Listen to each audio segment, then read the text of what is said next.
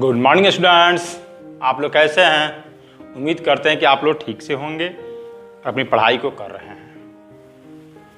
देखिए, तो आज का टॉपिक मेरा है वो है वृत्त पर आधारित प्रश्न। क्योंकि पिछली वीडियो में मैंने आप लोगों को वृत्त के बारे में पढ़ाया था, बताया था वृत्त क्या है, उसकी त्रिज्या, व्यास, ये सब उसमें मैं बताया था आप लोगों को। आज उसी पर आधारित कुछ प्रश्नों का आज हम हल करेंगे। ठीक है, ठीक, आप ध्यान दीजिए। चलिए तो हम लोग आते हैं अपने टॉपिक पर। देखिए, हमारा पहला प्रश्न है, यदि वृत्त की त्रिज्या 7 cm है, मतलब 7 सेंटीमीटर त्रिज्या हो, उसका व्यास कितना होगा। इसे मान लीजिए ये आपका वृत्त है, यह त्रिज्या आपका 7 cm दिया गया है, तो पूछा है व्यास कितना होगा, माने पूरा व्यास। चलिए आप बताइए, जब ये 7 है, इसका व्यास कितना होगा। ये व्यास क्या होता है। अरे व्यास भाई, यहां से मिलाए त्रिज्या हो गया, अब पूरा मिला दिए व्यास हो गया, है ना। इधर मिला देंगे पूरा व्यास हो जाएगा। बता था ना कि व्यास वृत्त की सबसे बड़ी जीवा होती है जो केंद्र से होकर जाती है। तो त्रिज्या का क्या है, दूना ही ना है। बैठ जाइए, है ना। जब त्रिज्या आपको 7 cm दिया है, r बराबर 7 cm, तो व्यास यानी कि d डायमीटर, है ना, तो व्यास क्या होगा, यानी कि 2r दूना, यानी कि 2 गुणे 7 यानी कि 14 cm होगा ना जी।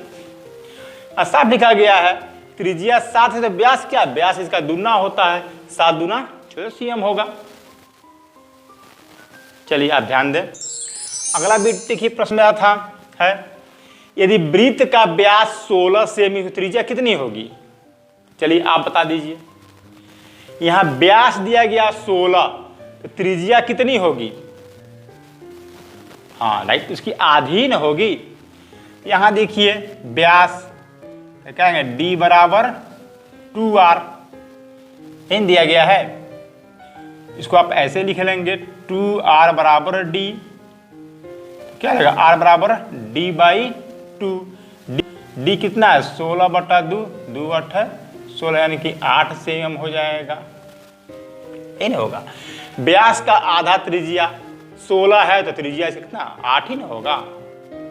चलिए अगला क्वेश्चन है, यदि किसी वृत्त की त्रिज्या 21 cm है, सेंटीमीटर है, 21 तो उसकी परिधि बताइए।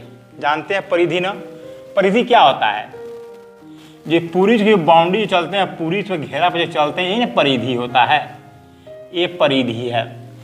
उसका सूत्र आप लोग पढ़े थे ना, उसमें बताया था 2πr।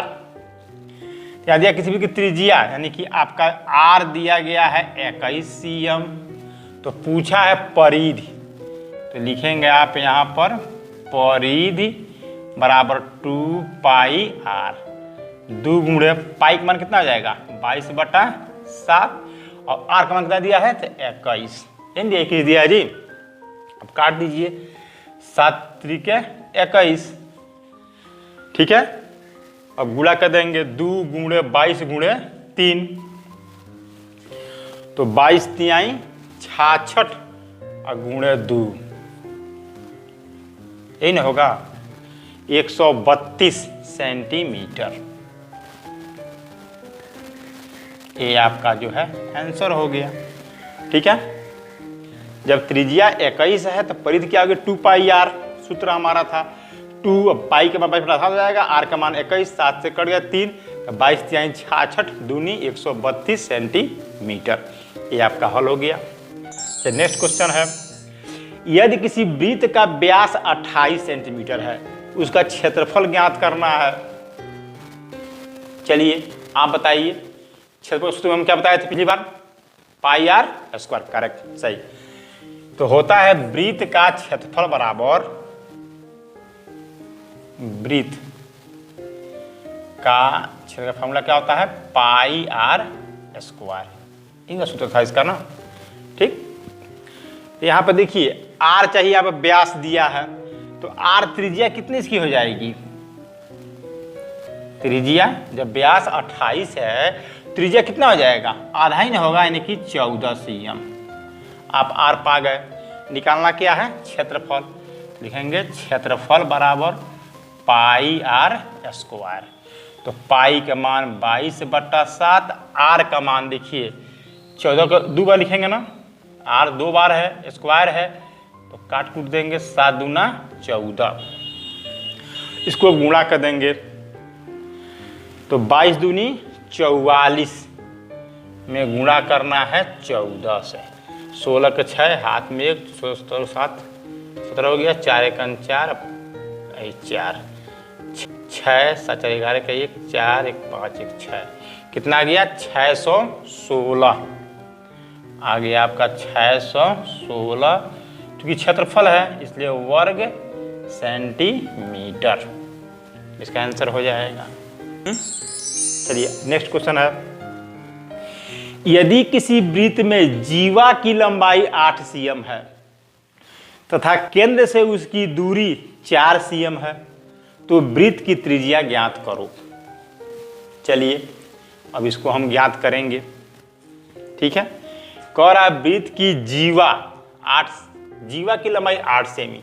तो आप लोग को सिखाया गया था कि जैसे कि मान लीजिए आपका ये वृत्त है, इसका में केंद्र O मान लिया गया था। ठीक है ना, तो कह रहा जीवा की लंबाई, यहाँ जीवा नीचे थी, मान लीजिए AB जीवा है। ठीक है, जीवा की लंबाई क्या कह रहा है ना, 8 cm पूरा है, यहाँ से यहाँ 8 cm पूरा है।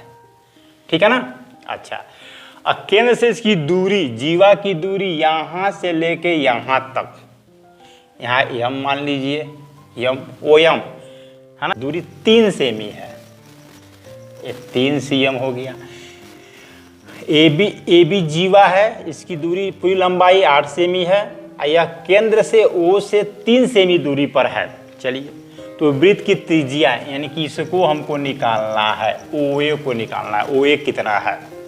चलिए अब देखिएगा, इसमें OA क्या सबसे लंबी भुजा है ना, यानी एक कर्ण होगी ना, एक कर्ण हो जाएगी, और OM क्या हो गया? लंब हो गया, और यहाँ पर AM क्या हो गया? आधार हो गया ना।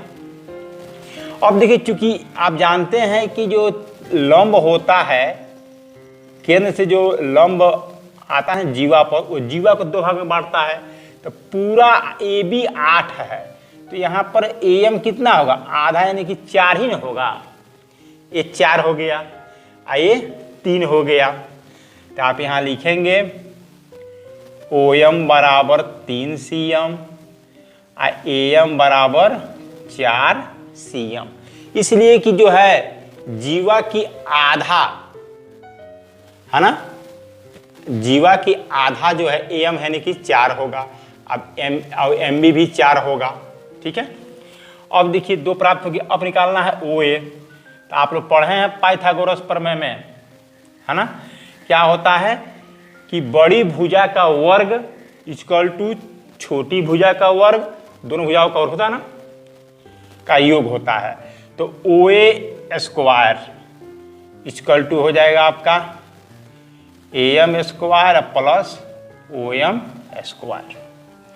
अब देखिएगा AM कितना है? तो 4 का वर्ग, OM कितना है? तो 3 का वर्ग, 4 चौके 16, 3 त्रिके 9, 16 9 25। अब देखिएगा यहाँ पे OA स्क्वायर बराबर 25, तो OA इक्वल टू क्या हो जाएगा? स्क्वायर हटेगा ना, तो कौनी चढ़ जाएगा, यानी कि मान आ गया 25 सेंटीमीटर। ये नहीं हुआ ना, यानी OA जो त्रिज्या कितनी होगी? 5 सेमी। ठीक है, यहाँ त्रिज्या कितना हो जाएगी? 5 cm हो जाएगा। ठीक है ना। अब देखिए, आज की वीडियो में हम लोग वृत्त पर आधारित कुछ प्रश्न को हम लोग हल किए, इसमें हम लोग व्यास जो त्रिज्या का दूना होता है, त्रिज्या व्यास की आधी होती है, इसके बाद हम लोग परिधि ज्ञात करना, यानी कि 2 पाई r, इस पर हिसाब लगाए। तो अब वृत्त का क्षेत्रफल ज्ञात करना, सूत्र क्या था, पाई आर स्क्वायर। इस पर हम लोग कुछ हिसाब लगाए और देखिए पाई का मान 22/7। इतनी चीज़ों को हम लोग आज सीखे। इसी आधार पर बुक्स से आप लोग कुछ एग्जाम्पल्स लेकर के इसको लगा लेंगे, ताकि आपको यह कंसेप्ट जो है पूरा का पूरा क्लियर हो जाए। आज की वीडियो में इतना ही। धन्यवाद।